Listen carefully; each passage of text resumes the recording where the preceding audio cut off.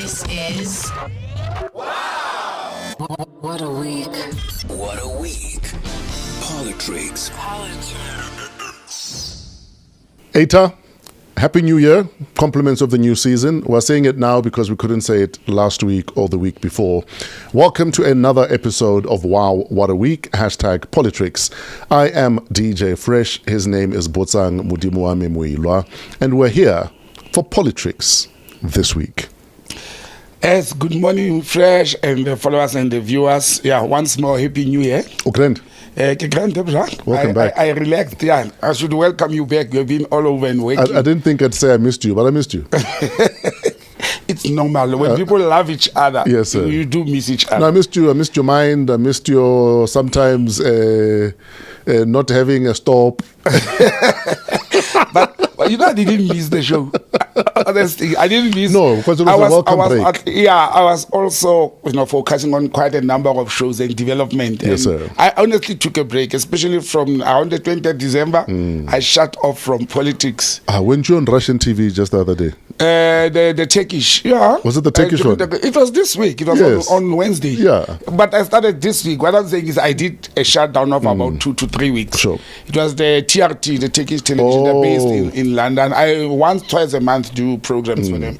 So what were you discussing on TRT? The situation in Mozambique, despite the inauguration, but the whole situation in Mozambique. Remember, before even the elections, there was Sure. a situation of war, erupting in the northern province, Cabo Delgado and all Sure. that. So we're covering Mozambique with some expert who wrote a book about Renamo. He's based in London. Yes, sir. The historical Renamo transforming from a guerrilla movement to a political party in the opposition. Then an activist from Mozambique with human rights, talking about the current situation and what happened. So we're discussing all that. Yes. Before we jump into the week, where is the book? You've been talking about a book for a year and a half now. But remember, the book, my upcoming book, Yes, I sir. have a reason why I'm holding it back for publication. It's ready. It's baked. Sure. It's ready for actually next week's episode. I'll come with a dummy of it to show how it looks like, because the guy who did the guy who did the cover for me and the design and cover and all that, I got him through the show. I said it on the show, and Yes, sir. there were submissions, and this guy won. I still have to give him his award, but the book is ready. I will just have to wait for my labor matter to pass, Sure. Okay. which is around the corner. Then it will be on the shelves. So what's on or in the new book that is not in the previous books? It's the continuation of. It's more like the continuation of the biography. Okay. But in real life, then adult life, because people were like, "How do you write a biography at 45?" Exactly. But let me tell you, between age 45 and today, Yeah. another life of Botsang happened, and it's about my life in the public service, actually, Okay. specifically in the public service, the cases that I faced, the challenges, and even some great things that has happened. So actually, the target market is a book to a public administrator. I was going to say, if I'm a public administrator, what would you say is one of the lessons or gems I'm going to pick up from this book?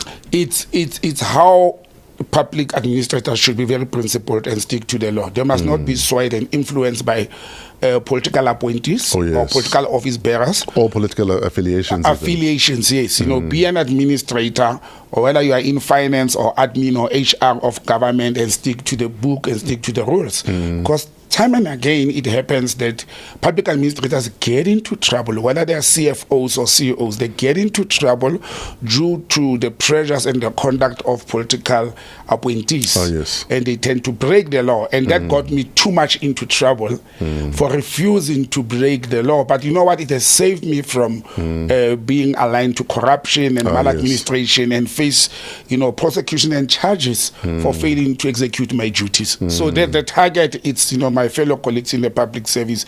I mean, I was telling somebody last week who was doing the book review that in the 10 years in my current previous job, in the 10 years I was in, I faced disciplinary hearing 13 times. Sure.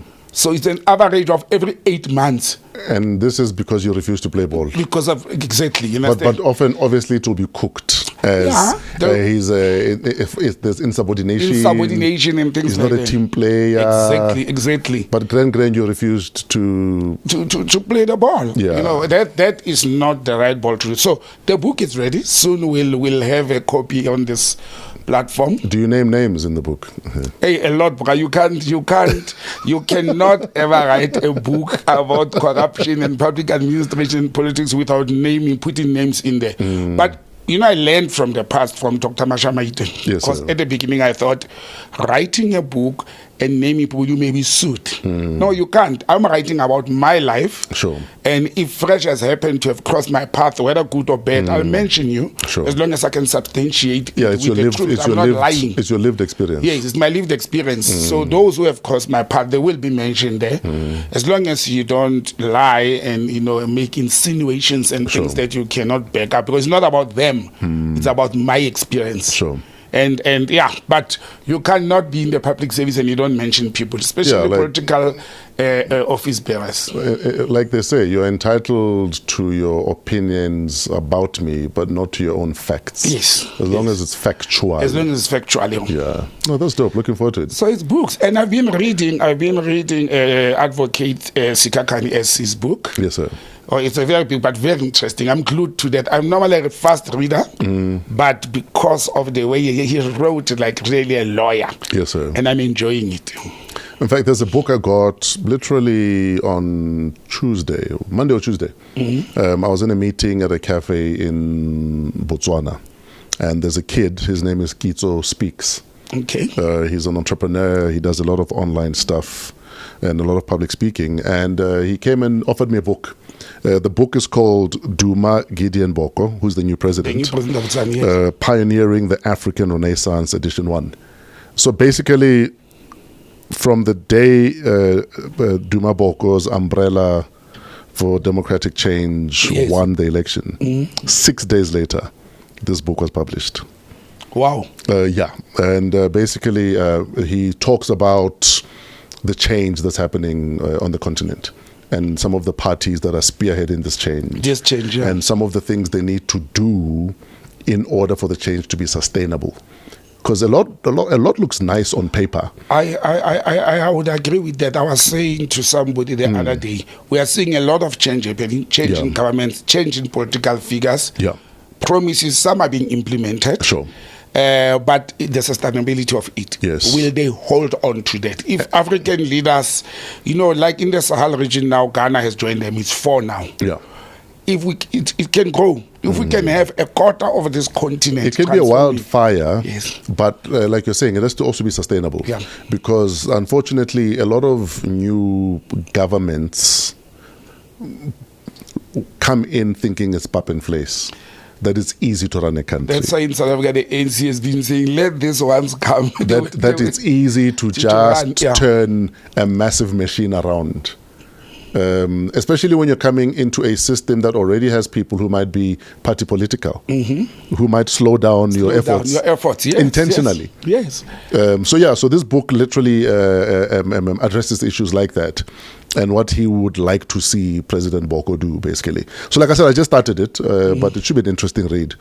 So find him on social media, Kitso Speaks, and order yourself a book. You might enjoy it. That would be nice, yeah. When I'm done with the book, I'm going to give you the book, and let's support young authors. Young authors, yeah. While we're talking about new presidents, inauguration in Ghana, yes. One in Mozambique that President Ramaphosa was thought to not be attending, but he showed up. And President Trump this coming Monday, on Monday the 28th, will be back in the White House. Yes. You want to start in Ghana or Mozambique? Let's start where? Let's start in Ghana. Yes, sir. Because Ghana happened first. Which one? Yeah, Ghana happened first. And with all the drama, look, at least there's a new president in Ghana. He sounds to be progressive as well, like all others who have been coming in. But what caught the world by surprise, and I don't think the Western world had wanted that to happen in Ghana. I don't think they had wanted the old president to be out with the party, and the new guy comes in who is warming up to Asia and Russia, who has openly, become friends with the other Sahel countries that are anti the West. And remember what had happened as well was that the people of Ghana started criticizing the election, or journalists in Ghana started criticizing the process of the elections, because the West wanted the old man to come back. But what shocked him is to be bold with the relationship with Captain Ibrahim Traore. Yes. And for him to show up at the inauguration ceremony in Ghana. You know, Fresh, I follow the politics there a lot, man. Captain Ibrahim, and people are asking, why do I address him as captain? The nice thing about these leaders from Burkina Faso and having had Captain Thomas Sankara before is because they come in coups, they keep the military titles, they don't become generals or anything, they keep the titles where they were, as low as a captain. And the Western media is refusing to address Ibrahim Traore as the president or the leader. They'll call him a junta, yes, and all those things, while the people of Burkina Faso have embraced him. You know, throughout the invitation to the inauguration ceremony, he had kept on saying he is not going to attend for his own security and all those things. And he showed up, you know, with his side arm. I was going to say, he was packing. Yeah. Like, who shows up at an inauguration packing heat? No, but let me tell you, I would do that if I know this. There's been 19 assassination attempts on his life in the last 3 years. Imagine. 19. Yeah. And he's a military man. The decision is, I'll go down fighting. Sure. But this is not new. Those who know history, Thomas Sankara went to address the United Nations with his pistol. Yeah. You know, this guy is actually a replica of what Sankara was. Sure. Thomas Sankara went to meet the French to tell him he's taking over, and he had his pistol on. He preferred his own cars, his own defense, his own arms. Sure. And if my life is in danger, I am not going to go and take chances. But I don't think people were saying it's against protocol and it endangered the president of Ghana. These people are friends. They are comrades in arms. What danger is it there? I don't think he even carried a firearm into another country without the security clearance of that particular country. There must have been an arrangement and agreement. So for me, that Captain Traore went to an inauguration ceremony dressed in military camouflage. I've never seen him in any other clothes except in his military camo. And I think it was a smooth sailing inauguration there and change of government in Ghana. Now we've got 4 countries in the Sahel region which have teamed up together to say enough is enough with exploitation of our mineral resources, and we want to I think it's good for ECOWAS. You know, the East, what do you call, not is it ECOWAS? ECOWAS, yes. Yeah. It's ECOWAS, the economic region of West Africa. I think it's a good thing. The more there's unity, the more there's cooperation amongst those countries, it's much better. And the change of government in Ghana may actually save ECOWAS, because it was going to collapse. Yes. Left, the stronghold is Nigeria now, which is faced with a problem as well, that the CIA has come and said their president was a drug dealer. You know, they've released papers, the president of Nigeria. So Ghana can play a very pivotal role in the region. They have an opportunity. They have an opportunity, yeah. What are your thoughts on Macron the other day talking about how Burkina Faso and Africans are very ungrateful? They should be saying thank you to Paris for helping quell insurgencies. What agencies were they created the chaos? In a nutshell, he says we're ungrateful. And then Traore is on some, you're insulting all Africans. Yeah, no, he's insulting us. Macron you're insulting us. Was insulting Africans. We must be grateful. Europe, it's what it is because of Africa. Everything, the labor, the minerals, the wealth, and all that. If you go to land, where is the biggest stock reserves of gold in the world? It's sitting in London. We have gold mines, zero. France itself, actually, when I saw that, I said somebody must tell Macron that we will even take out their football squad, which is our children. And let's, for argument's sake, say he is right that France have been helping in whichever way. When you look at the bigger picture, you are never in a position to say Africans should be grateful for anything. For colonialism, nothing. If anything, you should be apologizing all the time. Yes. You should be paying reparations all the time. Exactly. No, Macron is for failing. 5 generations, you should be paying back. He's failing to take care of politics in his country. They are in chaos, and he goes and insults Africans that they should. That's what happens. That's what happens, though, when you sleep with someone old enough to be your mother. You become ungrateful like that. Bastard. I'm actually annoyed. It's actually upsetting. I can see how annoyed you are. No, the self-righteousness of a lot of these European countries. Imagine if Belgium tomorrow comes and says, yeah, the Central Africans must be grateful to us. Must be grateful to Leopold. Can you imagine but the audacity if that was to happen? That's what Europeans are. That's what racists and colonizers think when they think they developed Africa when they actually underdeveloped and exploited the continent. It's like when Mama Helen Ziller was talking about how colonialism also had its benefits. You are never ever allowed to even imply that. What? Given how much damage was caused in that process. To tell me that we must be gratefully that you built us roads and this and that, but at what cost? But who built the roads? And at what cost? I said when I grew up, I've never seen a white person on top of a scaffolding building a bridge or a house. Who built those roads? At whose labor? And as we say, at what cost? How many families are still looking for the loved ones to this day? Exactly. How many families don't know where grandpa is? We have youth that left the country in 76 because of apartheid. Some, they never came back. Some, we never recovered the bodies. And these people come and they want to tell us that Europe was developed Africa. What development is in Africa? As if they found us undeveloped. It's so upsetting. Anyway. And like the other day, I posted a video clip of interview I did with Dr. Kani. Oh, yes, I saw it. John Kani. Yes. And basically, I shared a story with him about a police officer that stopped me and my dad in Mariko, yes, in the old Buputazwana. Yes. And, this cop called my dad a boy. And just how he emasculated my dad in front of me.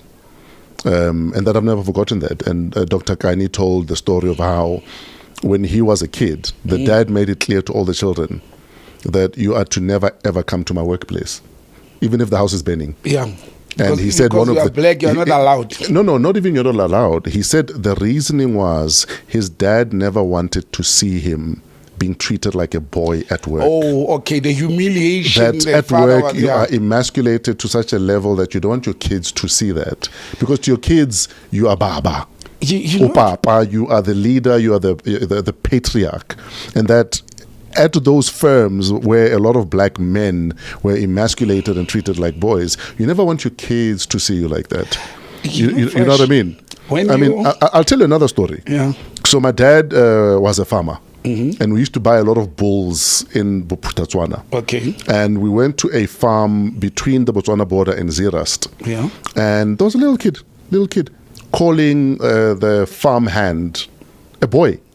He called the farmhand. I was his age, and I remember that thing hurt me so much. I even asked Papa, "What is why?" We left. Why should we still buy? We were looking for a Simmental bull. We left because this little kid was calling the farmhand who was old enough to be my father. Yeah, a boy. When you left. reposted the video last week and we are diverting, but I need to mention this. Yeah. I've seen that interview you did with Ntate Ekani. Yes. I think it was months ago. It was last year, yes. Yeah, so when you reposted it, I just bumped on it on your Instagram. Yes, sir. I actually commented to say, I could literally see tears in your eyes as you were relating the story. It reminded me, my dad used to work for Munich Reinsurance. Sure. The biggest reinsurance company in the world at that time. He once came home after 17 years and they gave him a tie. With the logo of the company, the Mini logo. And my dad resigned. He refused to go to work after. So the award for 17 years of service was a tie. My little sister was 2 years old when my dad resigned from work. He made my sister to recite the whole night, tie papa, because he kept on saying to us, these people thank me with a tie. They gave me a tie to say thank, a tie with their logo. Imagine. And their colors, which the Minugri company colors were a combination of a German apartheid era colors. He refused to wear it. And he actually said he was going to wake up the following day, wear an overall and put the tie on that overall and go and resign. But he never went back to work. And it's so sad that if we can sit with our kids and tell them what our parents went through. So that post, in fact, has other people telling similar stories. about how their parents were dehumanized. There's a girl who talks about her mom passed away, and then she needed to go tell the boss that mom has passed away. And initially they wouldn't let her into the house. She had to stand outside. And then she saw the plate and the cup that mom used to eat from next to the dog's plates. That's where they kept her plates, that Wachabiki cup and the enamel is Wachabiki and the enamel plate. And like I said, and these are, and it's for that reason that you'd think there'd be a bit of humility from former colonizers. Instead of the arrogance that almost says you must be grateful to us. That's why when I speak to people, I always say what Pan-Africanism is teaching us is we should not look at the former colonizers and apartheid pushers. There'll be better people after. I don't expect them to be. We should look at us and what can we do our life that we should never be like them. And we should also develop our minds and decolonize our mind to think that they will act and behave humanly after all these years of apartheid and colonization. They will not. It is within them. And we are not insulting them when they say they are behaving inhuman. We are actually telling the way they are conducting telling you themselves. How you are making me feel. I'm telling you how I feel from your conduct. You just mentioned the example of Helen Zille. Many of them do the same. You know, there's still people who make videos around South Africa and say everything is dilapidated. Yes, there's challenges, there's corruption, and the government is failing on many things. But nobody must come and tell us that apartheid was better, or it was better during apartheid. Better for who? Better for them, not for us. And that's where the decolonization of the African mind comes in. We have to decolonize our mind to think that white people will turn around at some stage in life and do and conduct themselves in a manner, and I'm generalizing, in a manner that will benefit us. No. You know what benefits them now is when we are at peace, when we are not fighting or insulting them, and we leave them in their corner with the wealth that they have acquired. Then they are happy with that because we are not disturbing their peace and we are not disturbing their wealth. You're a good Bantu. Yes, you are a good Bantu. You are non-violent, but that's why imperialists and white capitalists, they will forever fund and love the neoliberalists. They will, because it's a safe haven for them to have neoliberalists amongst them. You're a good native. Yes. You don't cause trouble. You don't cause trouble. If you start causing trouble, then they will deal with you. Absolutely. Let's go to Mozambique. Yes. Quickly. The Mozambican part, President Chapo was inaugurated on Wednesday, and I'm very disturbed, Fresh. You have elections when it was October last year, if I'm not mistaken, and you have almost everybody except Frelimo, the ruling party, which has been ruling Mozambique for 50 years, they come back into power. SADC, the Southern African Development Community, our regional economic community, sent election observers there. And the report was the elections were not contested freely and fairly, and therefore they cannot be declared to have been free and fair. The international community, international organization, Amnesty International, the Mozambicans themselves, the people of Mozambique are saying the elections were not free and fair. Those are the most important people. It's the electorate, it's the inhabitants of that country. But no, President Mnangagwa, who is now the chairperson of SADC, has just taken over from Zambia because they rotate alphabetically. And President Ramaphosa, with South Africa having a critical role they are playing in the region, and pivotal one, if you look at this country as our immediate neighbor, and we are becoming a breadbasket for Mozambique. They go and they endorsed a president that the Mozambicans and international election observers have rejected. Are you saying President Ramaphosa should not have attended the inauguration? Actually, fairly speaking, I think the South African government led by President Ramaphosa should have critiqued or rejected the outcome that Frelimo should become the party in power. Forget the historical relationships or the liberation movement relationship between Frelimo and the African National Congress. It's okay, it's good when it happens, but it's good for who? Are the people of Mozambique happy with the way Frelimo has conducted itself over the years? No, they are not. But are they happy? And somebody may say, yeah, but they must go to the elections and they must, win power or make Frelimo to lose like the ANC has won in South Africa, and then they move smoothly into a transition of government of national unity.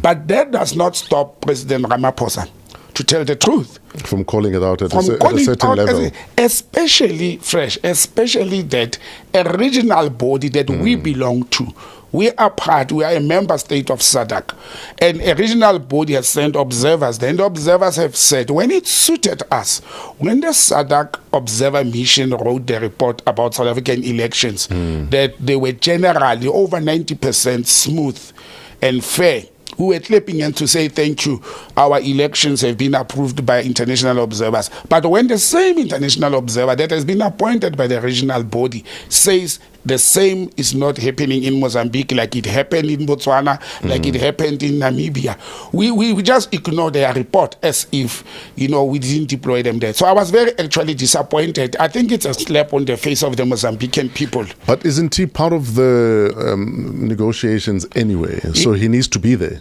Look, Fresh, then if you go and you inaugurate a disputed president, it's no longer negotiations. Remember, you've stated your position. You have stated your position. You understand? It means attending an inauguration, it means you are endorsing, you are agreeing with the recounted. Remember, they recounted. Yes. And but remember what we said last year? Yeah. That the fact that the High Court said results will be out on Monday, yes, and please be calm, yeah, was them actually saying exactly what the result would probably be. Whatever is going to come out. And we did say it. But unfortunately, look, what's my view? I don't think there will be stability in Mozambique. I pray that Mozambique must not enter into a civil war that we saw from the early 80s until early 90s, that 10 to 15 year civil war.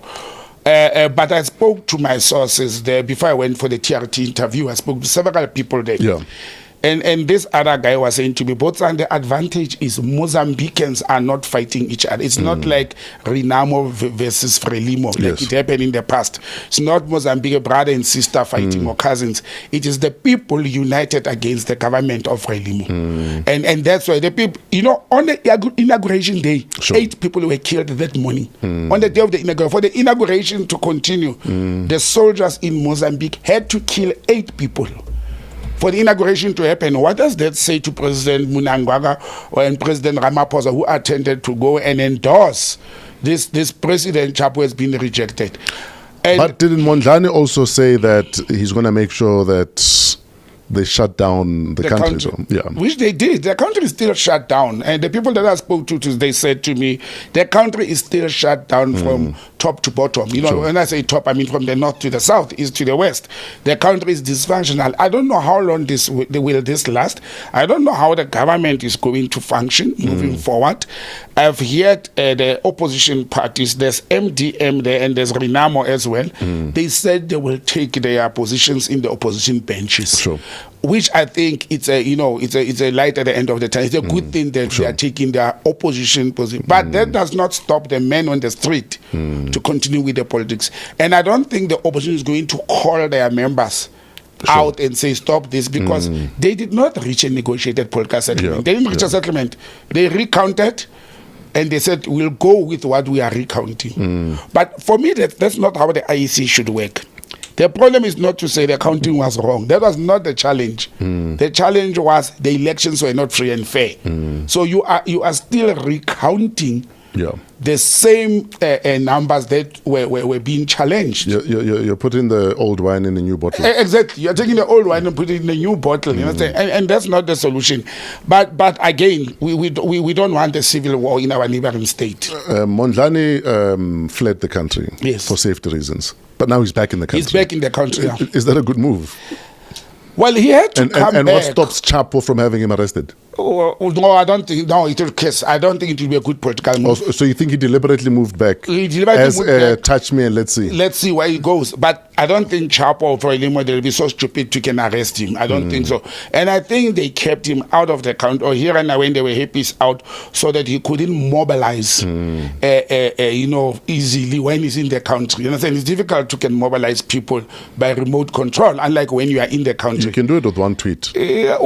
Trump did it with one tweet. Yeah, but then you go to Mozambique where the government shuts down everything. They shut down the internet and people can have access to tweet and all that. Trump, it's a different story. Do you think Chapo, for peace reasons, might include some of the opposition in his government? Look, I listened to the inauguration speech and I read it, I read the whole speech. It's modest and it's more towards peace and rebuilding Mozambique. But all presidents say such things during inaugurations. I don't know if the fact that the other parties have said they will take their seats in the opposition, I don't know if he's going to do that. I think it may help for stability. That's what I'm thinking. It may help them, and I think in a modern day world, that's what you do. You bring your opposition or your enemies closer to the house. Olive branch. Let's work together to rebuild the country. That will be a good move to do. But the question is, will the people and members of those political parties or supporters of the independent candidates appreciate the fact that now we have somebody in the cabinet? What does it say? What does it do to us? Does it defeat what we're protesting for? Understand?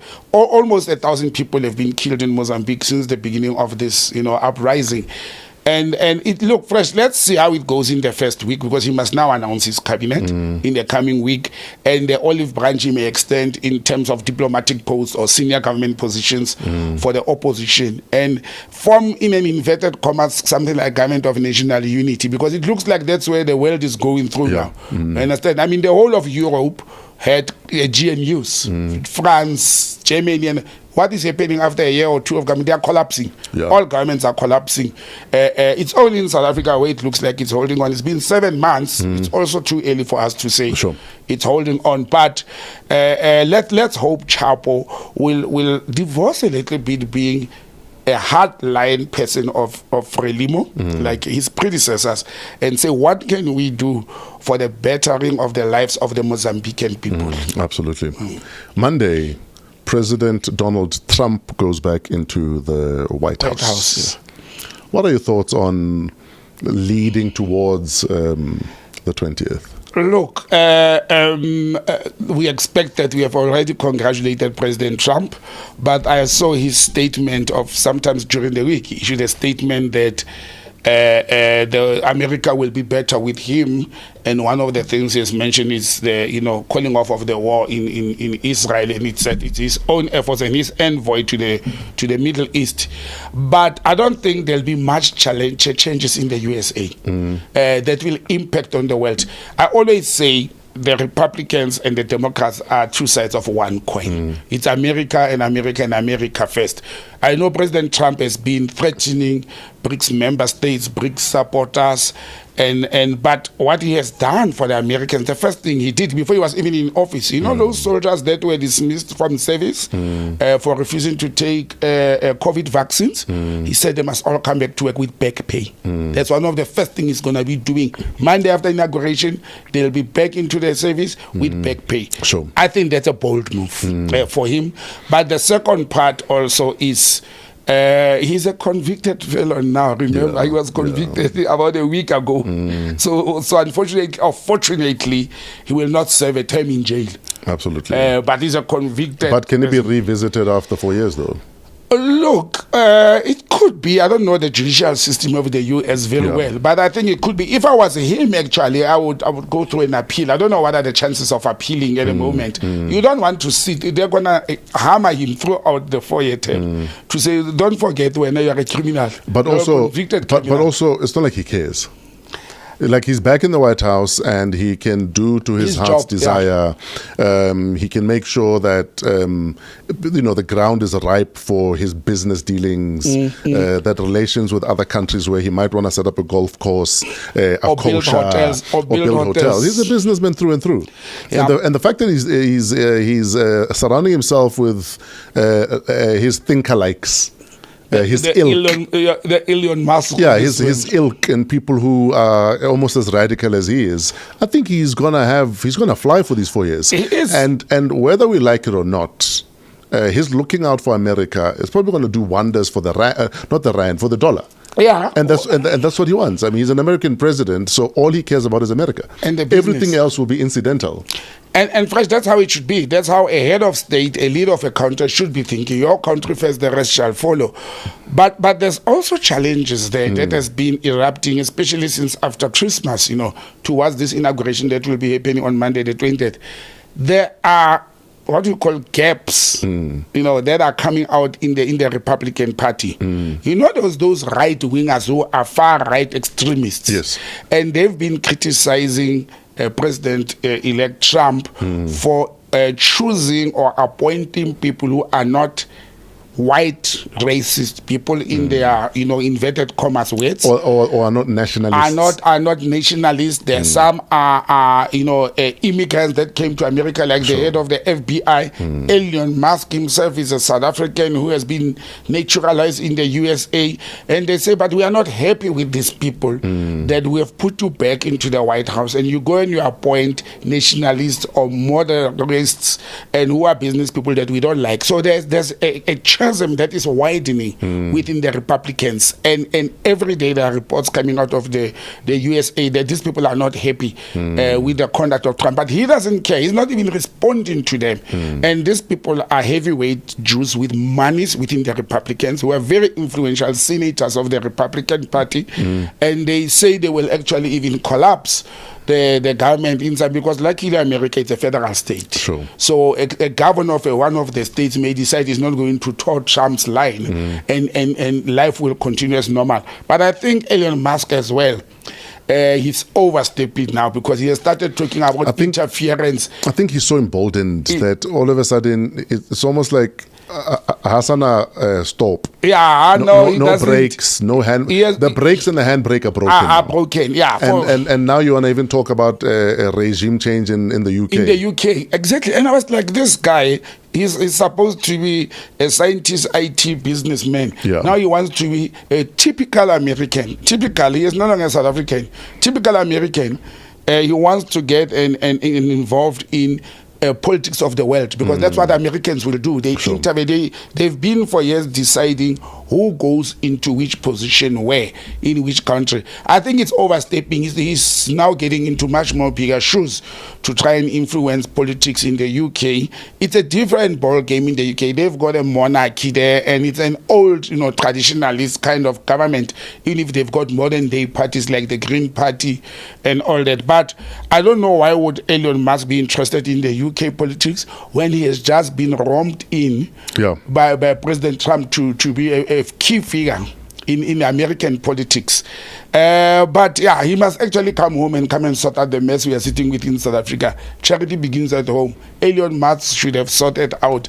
And it's all about money, Fresh. Yeah. You were talking about how Trump won the election by making one tweet or sending one statement out, facilitated by Elon Musk, understand? So it's all about the one who has the money, understand, calls the shots and decides where things should flow. Politics is about money. You must just have a lot of money and master how to lie or to mislead people. Then you become a very good politician. Absolutely. Speaking of politics, I mean, that's why we're here. 113 years of the ANC. What an odd number. The January 8th statement has come and gone. The train choo-chooed into the Western Cape. What are your thoughts on the goings-on of that week? Look, Fresh, there's not much to take about this. Or the reports that came out is that the ANC administration failed to book bigger statements and stadiums for the event. Well, that's according to the DA. But they're saying, no, we are intentionally taking January 8th to the people and to our stronghold. Yes. But I wouldn't say it's according to the DA, because what I've read, it was according to the City of Cape Town municipality. Yes, it's run by the DA. According to the mayor, basically. Yes, according because the mayor is implying that the stadiums they wanted have been pre-booked, and they expected us to pull strings for them. Exactly. But we're not willing to pull strings for them. Again, the City of Cape Town did what we opened up with. If you are a public administrator, you stick to the rules. Yeah. Somebody came on time, booked the stadium, whether it was for rugby or cricket or what, they followed process. So when the ANC was sleeping and they wanted to go to better stadiums and they come late, although the ANC played a very nice snowball. They spun it nicely. Yeah, they spun it nicely when they said, no, we actually want to win Gooks. We're going to our people. We want to go to our people. Yeah. And also with the numbers, people are no longer interested in attending parties and rallies, and all that. And except those who like Monate, like people travel from Limpopo right to the Western Cape for that. Look, rhetoric statements. When I listen to President Ramaphosa, it's things we have heard before. The renewal of the ANC, and then there was some things that happened in the media that the Secretary General Fikile Mbalula used not the ferry but the yacht to go to Robben Island. A speedboat stroke luxury yacht. Luxury yacht. When everyone else took the ferry. The usual ferry. Look, I think the media just threw a fanfare on that. He explained why he took that yacht because of his activities. For me, that's not the That issue. He needed to be in and out, basically. He had to be in and out. And some of the people who were coming with the ferry, they actually even missed the other events that he attended to. Yeah. But I could see where the media and the DA was going there. In terms of what the optics? Yes. They were trying to say, look, they are saying they are talking to people of Kayalicha and Guguletu and Langa. While they are in luxury, they are using yachts and all that. They were trying to paint a picture of how the ANC is aloof or far from the people and reality. But the DA also went to an extent of saying the ANC must stop saying the people of the townships there they are being neglected. The DA came very quickly to say, no, they're not neglected. They are better off under the DA than it was. So it's politicking of the two political parties. But again, the January 8th of the ANC statement, the presidential statement focusing on the renewal of the ANC, and then there's still infighting going on. There's still stories that Panyaza Lusufi, the premier of Gauteng, snapped. He was the only premier who was not there when the president was addressing on the actual day, the 8th, not the celebration part. And look, there's still challenges in the ANC fresh, and the challenges are being worsened by they are in inverted commas former member, future member President Zuma as well. You know what he did on the 8th of January, the actual birth date of the ANC. He served them with court papers, a letter, a legal letter to Fikile Mbalula to say, again, look at what President Zuma is doing. He's serving them with this legal letter on the day of the celebration of the birthday. So he's just messing up with them. But I can tell you why President Zuma did that now. A week before that, or even 2 weeks before that, the South African Communist Party, and people don't see what is Zuma trying to do with this. The South African Communist Party stood up and announced that they are going to contest the ANC come local government elections in 2026. Because they're not happy with them being in bed with the DA. Exactly. Yes. Yeah, and not only, and also the ANC has failed to deliver for the masses. They are a communist socialist. Now, look at it technically. You are saying, Zuma, you can't contest us. You can't de-campaign the ANC and campaign from Konto Wesizwe and run elections while you are still our member. South African Communist Party leaders, they are having dual membership of the ANC. Some are serving in the cabinet. They are former SG, Dr. Blade Nzimande, the deputy of but we are allies. Yes. And our allyship allows for that. It allows for what? For dual membership. Aha. Now, because we are allies. It's fine. But if you are not an ally, you can't expect to be a member of the ANC and start your own party. Okay. Unless unless the party you're starting, we agreed we're going to be allies. Okay. We can't say because you and the Communist Party are in bed together, therefore you can take a second wife. Okay. What is the purpose of a membership if what I'm going to do, and I carefully use the word, the South African Communist Party is going to de-campaign the ANC if I'm going to contest. But are you de-campaigning? I'm challenging you. You're challenging me, but we are still allies. Fresh, what is the purpose of elections? Is to bring a party or a political party or a person into power. So are you saying that based on the Communist Party saying we're going to now run our own campaign? Yes. That is no different to the MK it's party? It's not different to other political and parties. And therefore the relationship must end? The relationship must end. That's what I'm saying. But President Ramaphosa the other day was speaking about how we are joined at the hip. You need us, we need you. Okay, so who needs who the most, though? Look, of the two, the failures of the ANC may benefit the Communist Party. But do you think they will, though? And do you think your average South African would vote Communist Party? The average ANC person who's upset with the current arrangement and the DA and administration, and who doesn't want to go to the MK But they're more likely to vote MK or EFF before the Communist Party. Now, there's those who remained. There's many people in the ANC who are still loyal to the ANC. They're not happy with the arrangement or sleeping arrangement with the DA, but they're still loyal to the ANC. Because of the historical tight and the hip relationship with the Communist Party, they will say, we would rather go with the Communist Party. We are not changing anything. We have always been with them. Unlike these new kids on the block. There are people who are not happy in the ANC with the GNU. They're just sitting there to say, I'm not going to MK. I refuse to go to COPE and EFF before. But I would rather go with the Communists. My point of argument is one.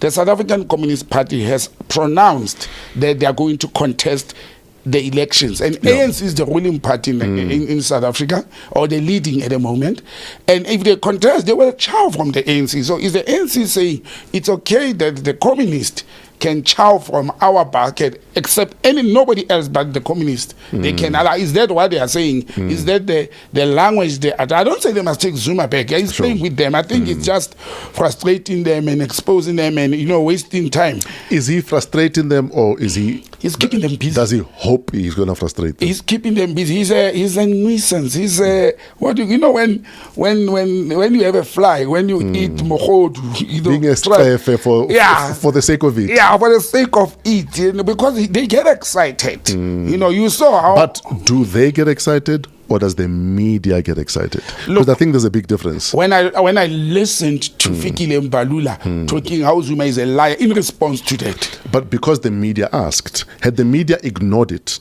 I think the ANC would have ignored it. But Fresh, why would the media? We are the media. We are talking about it now. Why should the media ignore? But that's the point I'm making, though. That I think Babu Zuma has the media here. Yeah, he's next to the gallery. So he knows that if I do this, they're going to do that. Yes. But in the bigger scheme of things, does it really affect the ANC to the core? It does. Or have they moved on? They haven't moved on. It does. Look, they've dismissed Zuma, and in their books he's dismissed.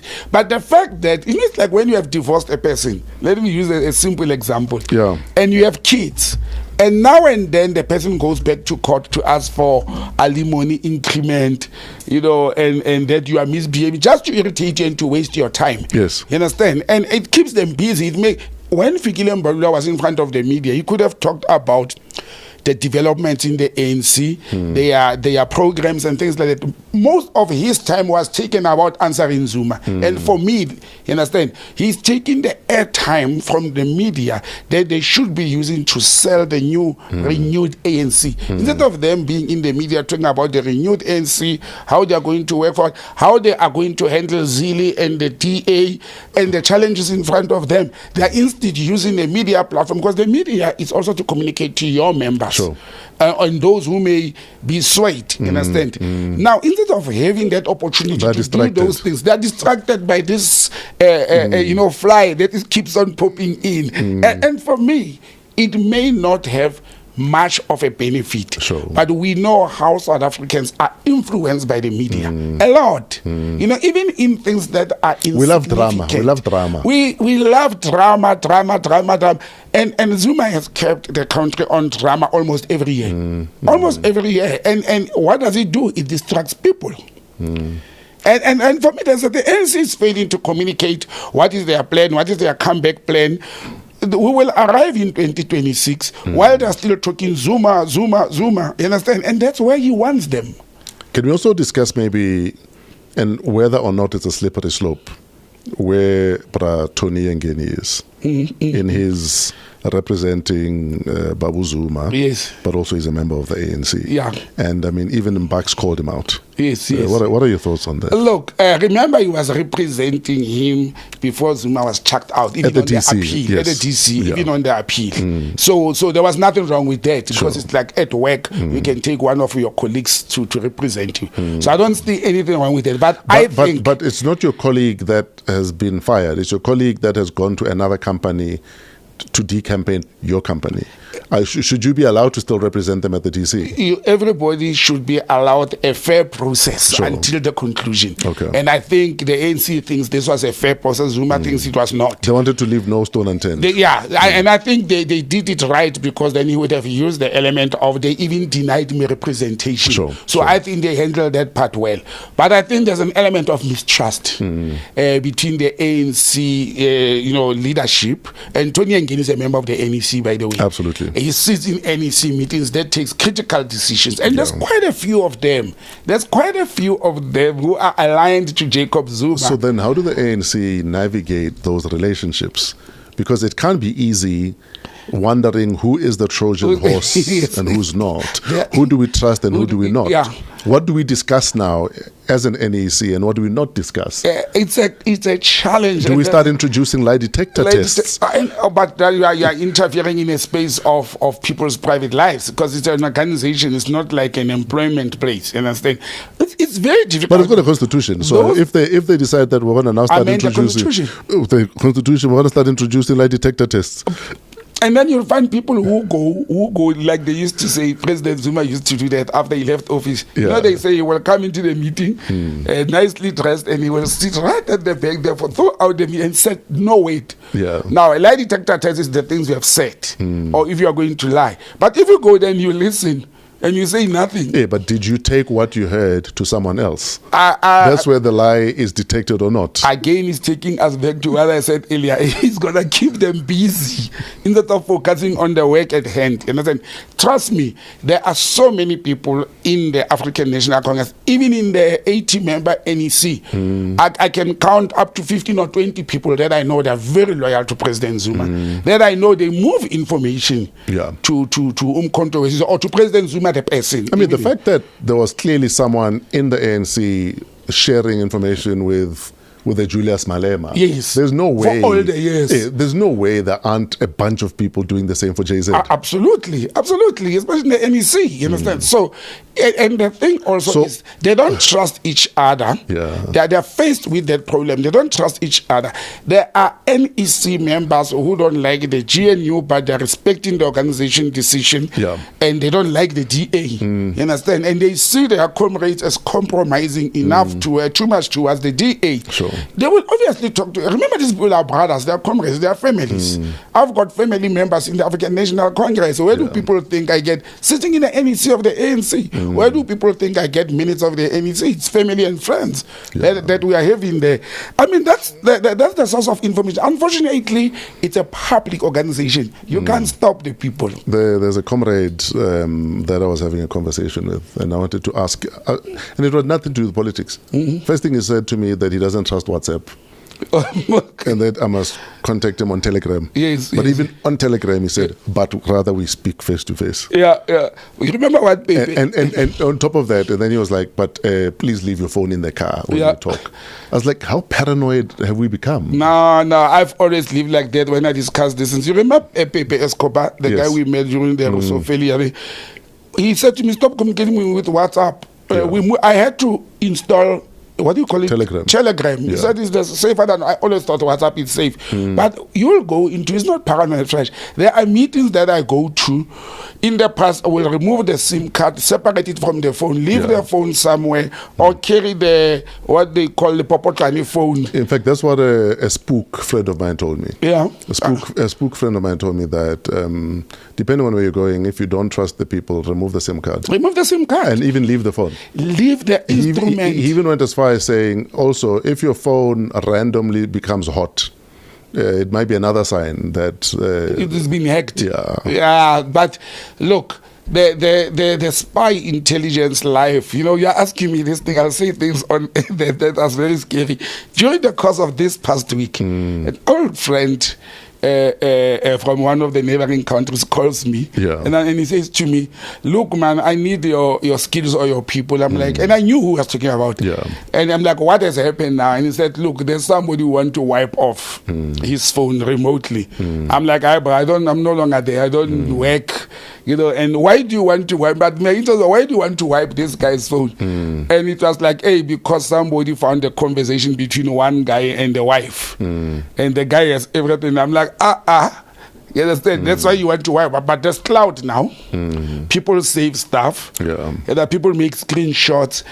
Stop corruption, lies, and entering into houses that you are not welcome in order to avoid getting into trouble. But the ANC is in a very serious dilemma. I don't envy them at all. Because now you don't know who to trust. But what can they do? They can't abandon the ship. Understand? There's a lot. I was thinking as we were coming out to the studio this morning that President Ramaphosa is going to finish his term before in the ANC, before the Government of National Unity ends. Understand? The DA itself is going into their, elections or whatever you call it, next year before the January end. So there could be a lot of mistrust happening between the political parties and within the political parties. But I can tell you, you may not envy them. It's not nice being in the ANC. At the moment, it's very challenging.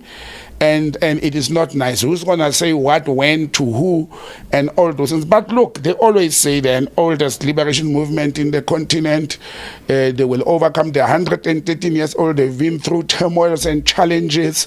They always refer to the Mokokoro, event and how O.R. Tambo has led them out of these challenges, and Mandela, and all those things. So they think they will survive this. I'm one of the people who have started writing the obituary of the ANC. The writing is on the wall for me, and not because of liking it or not, but basing it off what I'm observing. Based on what you're seeing right now. Yes, based on it, the situation is getting worse. Sure. Yeah. Let's move to the EFF. Yes. The other day, Andisiwe Makinana and Buseni Ndlozi said we are done with Parliament. What is the name? Makinana? Yeah. Is it Makinana? I thought it's something. Why did I have a good name? I remember the guy. I didn't know it's Makinana. No, man. No. It was. In fact, no. I lie. I think Andisiwe Makinana wrote the article. My bad. Yes, wrote the article. But Ndlozi stepping down as a member of Parliament. Surprised that he did that move first. Yeah, that surprise caught me by surprise. But look, you remember our last episode before the EFF went into their elective conference? Yes. Everybody was looking, where is Dr. Ndlozi? What is the position?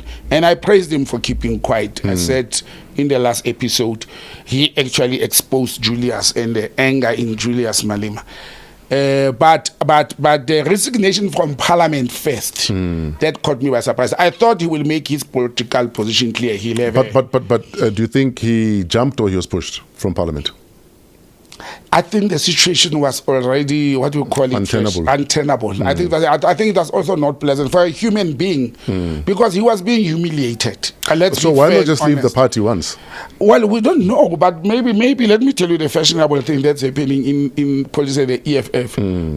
Maybe his membership was due for renewal, so you don't just renew it. Then you will stand up and say, no, but I didn't renew my membership. Because if you look, that's what they've been doing. Yeah. They don't want to resign. Said, I'm not renewing my membership. You understand? My contract has expired of employment. Therefore, I'm not employed. Therefore, I'm not renewing it. So I think the writing's on the wall. Mboiseni is going to leave the EFF, if not PoliTricks. In fact, on Tuesday, Juju in an interview said that their relationship has dissolved. Yeah, it's the word used. The bond has dissolved. And to go to an extent, I think he was interviewed by Dr. Tabane about that. Yes. When he said, I don't have a relationship with Mboiseni. You see, it was Fighter Ndlozi, Comrade Ndlozi.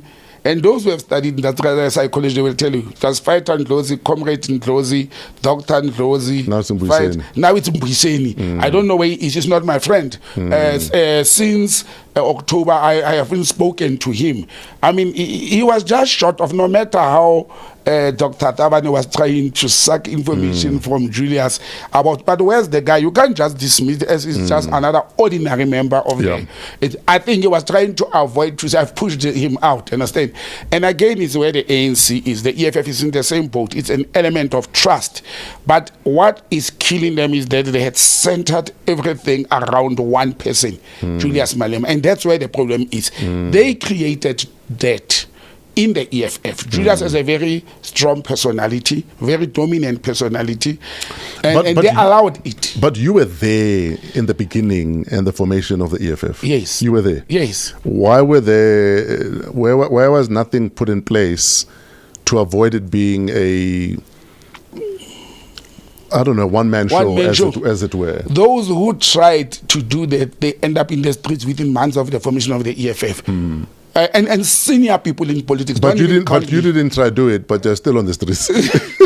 No, I tried. I told you the story that I wrote to Dalimpo. Oh, yes, you did. With Dalimpo, who was the chairperson. Yes, I was the first and probably the only person who had official. I didn't go to the media and make noise. Yes. I wrote a formal letter to Dalimpo, who was the chair of the EFF, and said, Julius is becoming a loose cannon, and here are my facts, and we should charge him. I actually said to Dali, I want us to charge Julius. Understand? And I ended up there, but it was very late. There were senior people in the organization. Mpora Makata, Dr. Litchfield, I think it's Shabalala, Andile Mgutama, and many, Kenny Kunen, and many others who were the founding people of the EFF. They left. They end up on it because they couldn't take that. So they opted to leave or being pushed out. But there are those who came and who I would call then the rookies of politics, because Mbuyiseni was never a politician. Yes. He was always an activist, a young man who was a student activist. They saw it normal that you must respect leadership. Sure. When leadership speaks, you must listen, and there's nothing else you can do. And on a serious note, they stayed. They stood 11 years. It's a lot of time for working with a person of Julius's character. There's nothing wrong with Julius, the person, but the character in politics. And you know, when I listened to that interview you are referring to, for example, one of the questions that came up, and this was very disturbing for me, if I was a follower or a supporter of the EFF, I would get worried that my leader talks like that.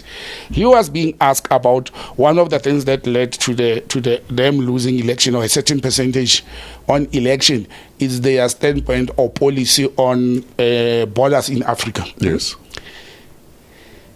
I know that part of the policy. I understand it because I have personal interest, my professional work and politics. So I understand it. And Julius responds to JJ Tabani and say, our position is very clear. You know, I'm quoting him. When people have punished us on elections because of our borderless Africa position, it's because they don't understand, and it's their problem when they don't understand. You are a leader.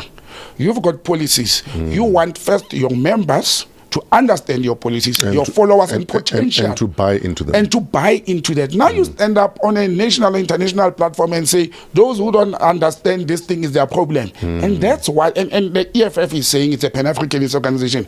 But if you remember what Sobukwe was saying when the ANC adopted the Freedom Charter, Sobukwe kept on saying, never underestimate the intelligence of the African people. Keep on knocking on their doors. It took over 300 years of colonialism and apartheid to instill wrong things in the minds of our people. We cannot over time just dismiss them as nothing and people who don't understand. It's our duty, those who claim to understand, to can keep on knocking on people's doors and make the people to understand. It took Jacob Zuma how many ANC presidents and how many people that Jacob Zuma followed, from Ora Tambo to Mandela and communists, for Jacob Zuma to stand up in 2023, 16th of December, and pronounce on Pan-Africanism. Sobukwe, when they left the ANC Youth League, and they were divided with them, and they formed the PAC. The Zumas were junior to them at that time. Understand? Only in 2024, Jacob Zuma stands up and say, Sobukwe was right, we need Pan-Africanism. Now, if it can take an intellectual or a smart person like Jacob Zuma over 60 years, you know, to say Sobukwe was right, why would you just be impatient with the people understanding? And some of the supporters, or majority actually of South Africans, especially from rural areas, are illiterate people. And we are sitting here, we are quoting the Fanons and the Du Bois and the Marxists and the what.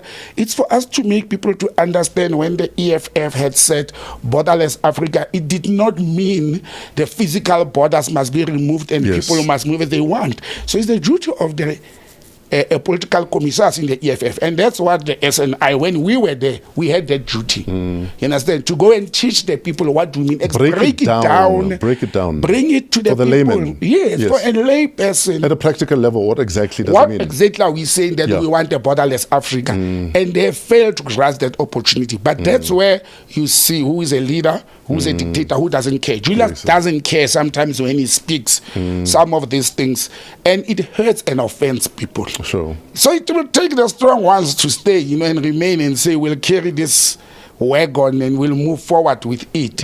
But your supporters and your voters on the ground, if you are chasing numbers like they've been chasing numbers all the years, you have to appeal to those people. Sure. I also think, and I'm one of the people who have been saying, should I become a politician? I'll stay as much as possible away from the microphone and the cameras.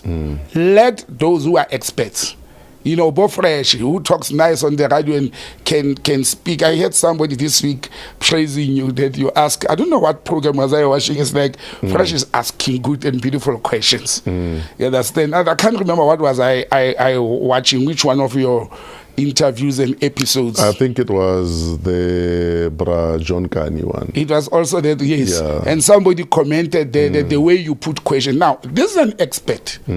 Allow these people to can do these things and prepare you. You can still talk to the media as a leader. But be measured. Yes, but be measured and know where to stop. For example, we have President Ramaphosa. He's one of the worst speakers you can ever come across. But he's got one of the best spokesperson in Vincent Magwinya. No matter how wrong they are or they are misleading us or releasing statements, Vincent will handle it. Vincent handles that very well. And that's what they should be doing. And that's why I think we're in for an interesting 4 years. When you look at how Trump and Elon Musk are almost gonna run that country on Twitter. On Twitter, yes. That's what it feels like. Yeah, no, they are. They've already started. The tweets this morning saying, when I walk into the White House on Monday, it's... And how the diehard Republicans are now taking their campaigns to Twitter. Yes. And I'm like, is this how countries are run now? It's a whole bunch of tours. It's a whole bunch of wars on Twitter. On Twitter, yes. Political parties are fighting on Twitter. Look at the ANC itself, how they were fighting on Twitter. This one, Maile says this one about Mbalula, even if they don't mention names, but people can pay. Then the nation gets involved. And commentators and international people who are sitting outside there like... Then it becomes a circus. Yeah, it looks like a circus. Understand? So the old school way, and again, we must appreciate the modern day politics and the reality in the world. The old school way of calling a branch meeting, then the regional meeting and wait for the NEC. That's gone. That's gone. By the time that Ramaphosa go to the NEC to call Mbalula to order, the Panyazas and the others on there would have long dealt with There's it. 10,000 tweets that yes, went out the 10,000 tweets. The damage is done. We have moved on. We are on another topic now. We are on another thing. And political leaders must also, Kokasi, they say, they must move with the times. I don't say they must run organization on social media, but accept that the social media has impact on people's lives. Absolutely. In fact, there's talk, and I saw it on social media, of how the ANC in the Free State trying to obviously rejig leadership, some sort of leadership renewal, and that they might have whispered it in Ndlozi's ear to come here. Before you leave Ndlozi, and then what are they saying? But that's what I'm saying, that there's talk that they have made they've reached out to him, basically, to him in the Free State, to be a part of the leadership in the Free State. In the Free State, yeah. I don't know how will he do that, because ANC is an established organization. They've already, unless they are going into regional elections, which is not time for them to have elections, they can't co-opt, because it's not like MK is in a building phase. They can co-opt. The EFF can't even co-opt into leadership. They can bring people and they give them positions like in parliament. Yes. I do not know if, one, it will be a wise move for Ndlozi to move to the ANC. He understand. I don't think, personally, I don't think he will. Let me tell you what I think. And I thought you were asking this because you saw what I put on our group. Oh, and there's also talk that he might be getting an ambassadorship. Yes. I think that's more that's going to happen. And from a very reliable source that Yes. spoke to me not this past Thursday, the other Thursday. So Ambassador Ndlozi could be... We could have Consul General or Ambassador Ndlozi very soon. Oh, wow. That's what I have learned. And it comes from the top office. Sure. What I've learned is that actually Cyril had unleashed people to say, can you go and get that boy into the ANC or in my team? He wants him. And I was hearing He's a this. great mind. Yeah, he's a very great mind. And he may be an advisor or researcher or speechwriter or whatever. And he said, bring him in. Whether in the ANC or in government, I think it's more in government than in the ANC. I think the olive branch you spoke about earlier on, don't give Dr. Mbizeni Ndlozi a membership of a political party. I'm telling you, the pillow talk with Mabato Bring his strengths his strength where he will perform. Yeah. I think he will perform better as a diplomat. Then the second person, independent from the one who told me is a very senior ANC person, say, hey, the president wants that boy. They actually called me to ask if I've got a direct line to him or his number and all the private line. I'm like, I don't get involved in political situations of people. If I want to, I'll recruit him to my political party, not help the ANC have him. The second person who spoke to me the beginning of this week was a person who has reconfirmed that actually Minister Lamola has been tasked and has even approached the president to say, let's put him in the diplomatic cycles. But you remember I told how it works in the diplomatic cycle. When they realize that you're an asset they can use for the benefit of the country and the political party, they will deploy you as that. It's common cause. It happens a lot. We just had Tony Leon coming back from Argentina. Yes, sir. It does happen, and do I think Ndlozi will do well in the diplomatic corps? I think he will do well, even if they start him with a junior position as the Consul General in a trade mission. Don't make him an ambassador in a big country like the Big Five or Big Seven now. In a trade mission or a diplomat as a deputy ambassador or what, in a country where he can go into the diplomatic, he will do very well there. And I think selfishly for the benefit of the country, I wish somebody can whisper to Ndlozi that if they are offering him a diplomatic post, he should take that. And it's time to post people now in February anyway. Absolutely. And I believe more that story than the Free State one. I don't think he will reduce himself to those local politics. Sure. And people I see, they've written him moving to MK off. I don't know if Floyd and who's there and Dali, they failed to convince him. But remember what I said. I said if I was him, I wouldn't do that quick move. Sure. To join a political party, especially when there were speculations. I actually respect his silence. His silence was that you can't quote.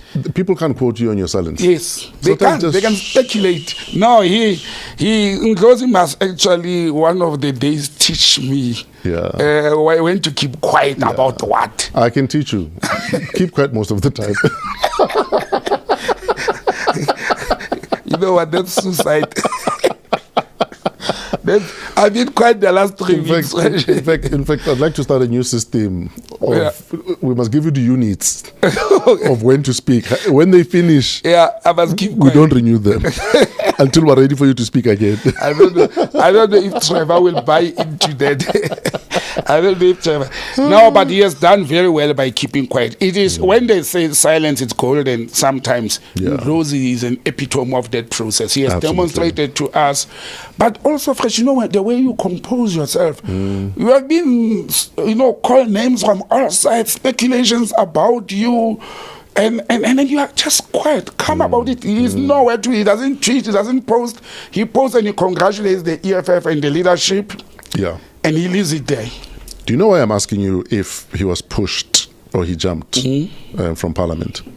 Because surely, if it was him just saying I'm not going to be in Parliament anymore, he would have been alone. But if it's more than one person, surely it was a decision from up here. They do it at the same time. Surely it was a decision from up here then. Yeah, I think they were told to leave. Look, Mbiseni was going to leave the EFF, but I think they were told to leave. And Julius, with his sources, he probably also, heard that, he's being wanted for these positions and all that. And probably had said to them or to the SG, tell these people not to waste our time. Let's respect each other. Let them leave. Now when it's early, it's January, so that we can replace them with people who are willing to take our work as one of the opposition parties, forward. I think that's what happened. And I think it's an honorable thing also for him to say, I'm not wanted, I'm being told to leave, let me leave. Sure. But he must stop keeping us hanging. We can't be relying on... Like, give us something. Something. Throw us a bone, where you are going, what's going to happen and all those things. You understand? So but again, Fresh, I hear people saying Ndlozi can be an academic, he can go and lecture. I think that will be waste. I don't say there's nothing wrong with academics and people who are lecturers and whatnot, or researchers. I think have seen him in action in parliament, debate. Yes, he liked jokes and all that, but debating issues, the way he debated, the way he constructed the acts of parliament and the laws and talking about them, I think it will be a loss when we lose him completely in politics. He can remain in politics without being a politician. Sure. And one of them is this diplomatic post, or be an advisor to one of the ministers. You understand? Let them take him to be one of the advisors or policy developer for one of government policies. He's a kind of a person who will do well there. But that's why, for instance, losing him in parliament is losing someone who was perfect for oversight reasons and purposes. Yes. We need a mind like his in parliament for oversight purposes. And I always tell people, if your political party is the opposition, you should not be able to, how do I put it? You should not think it's useless because they didn't win elections. Yes. It is important to have the opposition. Because without the EFF, South African political awareness would have not happened until the EFF came into parliament. They woke a lot of people up. People started understanding that the opposition party is very important. It's playing a very key important role in politics because they are keeping those in power washed and on their toes. Sure. So what controversy is in parliament, it's very important even if they didn't win the elections because it's going to keep the GNU washed. You understand? They can stand up today and say, we and EFF and ATM are not, we are in the opposition benches. And you, Bossa, and all other parties that went into the GNU, like Patriotic Alliance and IFP and the PAC, you said you will do this. This was what you promised people during elections, and you are not doing it. So that becomes an ace to go back to the electorate when there's elections to say, look at how your votes were wasted. And the opposition party is very important. And people like Mwiseni Ndlozi from the opposition benches, they played a very important role. We are only talking about Ndlozi now, not to say him alone, but the EFF as a whole. They played he's just one of the great minds that has been in parliament. Like I said, he used to joke a lot and, agwaraba to calling people the gingers and sleepists in parliament. But again, I said to people, I don't know whether I was talking to you to say, no, I wanted to say it on this episode, where people think Ndlozi does not have a following. They're making a big mistake.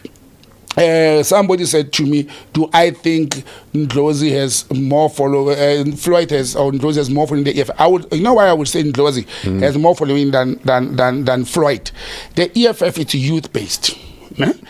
And the biggest numbers of EFF members comes from the Student Command Council. Sure. Ndlozi comes from those academic student activities. A lot of students at universities. EFF is the leading. Over 80% of student SRCs in our tertiary institutions, they belong to the EFF in the country, the whole country. And those youth, they are looking, or students, at Ndlozi as the leader. Sure. So those are some of the people he may move with, even if they don't follow him to a political party.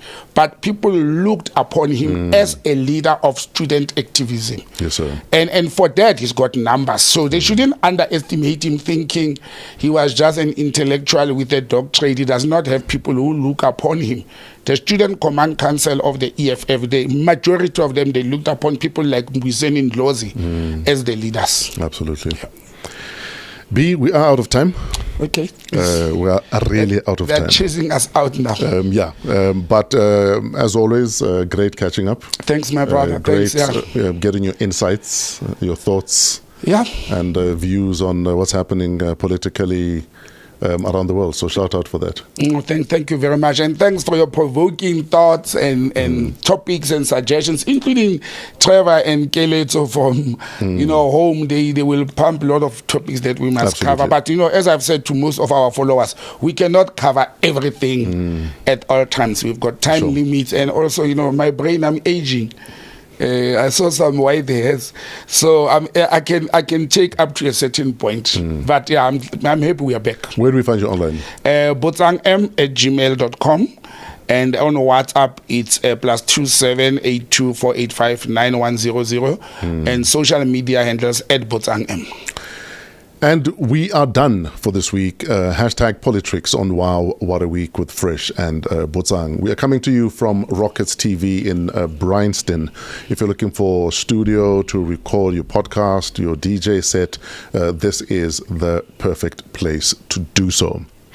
Wow, What a Week is part of the Africa Podcast Network. You can email waw@africapodcastnetwork.com. Shout out to Trevor and his crew at Pezulu Works for all of the cinematography, and to Otis the Flow Fraser for all of our imaging. Keleto Modisakeng is our executive producer, and you are a part of the family. So thank you for liking, for sharing, and for subscribing. Until next week, have a wow week in spite of yourselves. We're out of here.